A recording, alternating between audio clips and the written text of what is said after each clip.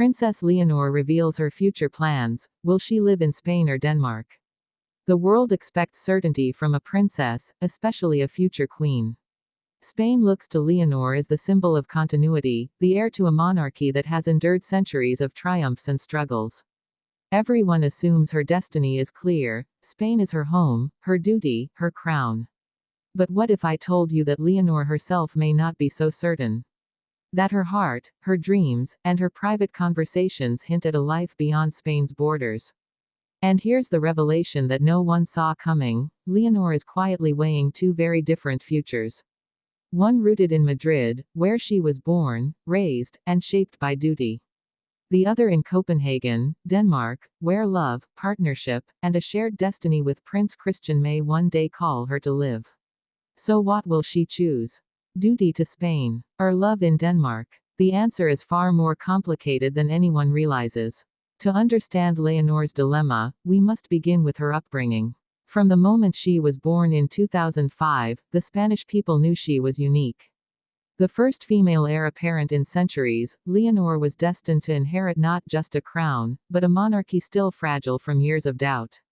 Every step of her childhood was planned, from education to public appearances, shaping her into the face of Spain's future. At school, she was taught not only academics, but the weight of history. From her father, King Felipe, she learned discipline, restraint, and the responsibility of leading a nation. From her mother, Queen Letizia, she inherited resilience and sharp awareness of public perception. By her teenage years, Leonor already embodied the qualities of a queen in waiting. And yet, behind the image of perfection, Leonor lived a very human struggle. While her friends enjoyed freedom, she lived under constant watch. While others dreamed of careers, travel, and independence, her destiny was predetermined. But deep within, Leonor began to ask herself, is there room for choice in a life designed by tradition? That question became even more pressing the moment Prince Christian entered her story. What began as a quiet friendship between heirs blossomed into something that captured the world's imagination. They understood each other in a way no one else could. Two young royals bound by duty, yet longing for something real, personal, and free. And that's where the tension begins. Because Leonor is not only a daughter, a sister, or a young woman in love. She is the heir to Spain's crown. For her, love is never simple. Every decision about her future is also a decision about Spain's monarchy itself. So let's return to the question. Will she live in Spain or Denmark? Those close to Leonor say she has already drawn up two paths in her mind. The first is clear: remain in Spain, carry the weight of her father's legacy, and one day reign as Queen Leonor I. This is the path of duty. It means living in Madrid, presiding over ceremonies, leading Spain into the future, and honoring the centuries-old Bourbon dynasty. It means sacrifice, but also history. The second path is more uncertain, but perhaps more human. It means choosing Denmark, choosing Christian. If their relationship continues, marriage could place her life in Copenhagen, standing beside the future Danish king. She would not abandon Spain, but her role would change. No longer just a monarch in waiting, but a partner, a wife, and a figure navigating the rare challenge of belonging to two nations at once. Imagine the symbolism. A Spanish queen by birth, a Danish queen by marriage. Two thrones connected by one love story. To some, it would look like destiny fulfilled. To others, it would look like betrayal. And that is exactly why this choice is so difficult. Within Spain, Leonor faces immense pressure. Supporters of the monarchy see her as the very future of the institution. To them, any thought of leaving Spain is unthinkable. They believe her place is fixed, immovable, bound to Madrid and Madrid alone. But in Denmark, whispers grow louder. The Danish press has already speculated about Leonor and Christian's bond, wondering if their romance could blossom into one of the most powerful unions in modern royal history. Christian himself has reportedly confided that Leonor makes him stronger, more grounded, more ready for his own destiny. Could Leonor truly turn away from that? The beauty, and the tragedy, is that Leonor is caught between two loves: love for her country, and love for a man who understands her better than anyone. But here's the deeper layer. Perhaps Leonor doesn't have to choose in the way we imagine. Modern monarchies are evolving. What if she could redefine the role itself? What if Leonor could reign in Spain while also embracing life in Denmark? Uniting two traditions, two nations, two royal families, through her presence alone.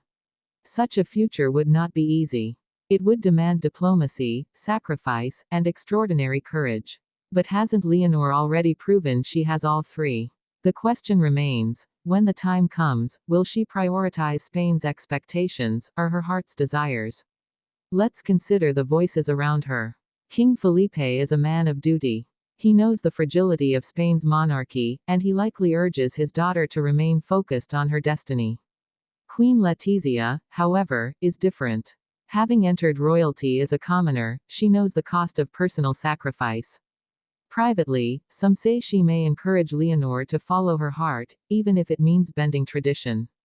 And then there is Christian himself. What does he want? Those who know him describe him as deeply supportive, willing to let Leonor shine in Spain even if it complicates their lives. To him, love is not about crowns, it is about companionship. Yet even he must wonder, if Leonor is bound to Madrid, where does that leave their future? As Leonor reveals glimpses of her plans, the public leans in closer. When asked about her future, she often smiles, careful with her words. But between the lines, there are hints. She has spoken about wanting to serve Spain, but also about embracing international ties, new experiences, and personal growth. These are not the words of someone closed to the idea of Denmark.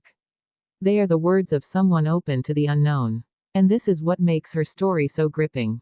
It is not a simple fairy tale, where the princess falls in love and everything falls neatly into place. It is a modern saga of a young woman navigating impossible choices, with the world watching her every step. In the end, perhaps the question is not Spain or Denmark. Perhaps it is both. Perhaps Leonor's true future is to become the first royal of her generation to embody two identities, two responsibilities, and two loves all at once. What we know for certain is this: Leonor will not be defined by anyone else's expectations. Whether she reigns in Spain, lives in Denmark, or bridges both worlds, her story will be remembered not just as the tale of a future queen, but as the journey of a woman who dared to dream beyond tradition. And when the time comes, the world will be ready to watch, not just where she lives, but how she leads. Because Leonor is not only Spain's future. She is a symbol of change, of love, of courage. And wherever she chooses to be, Spain, Denmark, or both, her destiny will shape history itself.